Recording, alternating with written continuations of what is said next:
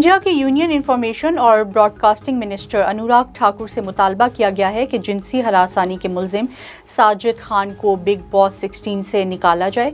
Delhi commission for women chief Swati Maliwal ने इस हवाले से अनुराग ठाकुर को खत लिखा।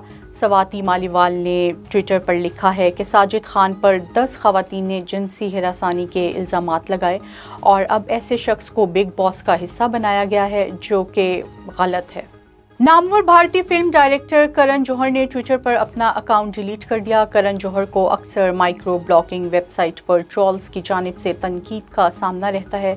सोशल मीडिया प्लेटफॉर्म छोड़ने से कबल करण जौहर ने एक पैगाम भी जारी किया था, जो अब ट्विटर पर मौजूद नहीं है। फिल्मसाज ने अपने इस पैगाम में कहा था कि मस्बत तवानाइयों के लिए मज़ीद जगह बनाने की जानिब ये इनका पहला कदम है। करण जौहर ने अपना पहला कदम बताते हुए लिखा कि गुड बाय ट्विटर।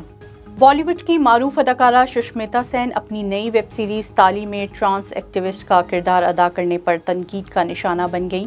साबिक मिस यूनिवर्स ने इंस्टाग्राम पर अपने मदाहों के साथ नई वेब सीरीज़ ताली से अपनी एक तस्वीर शेयर की है।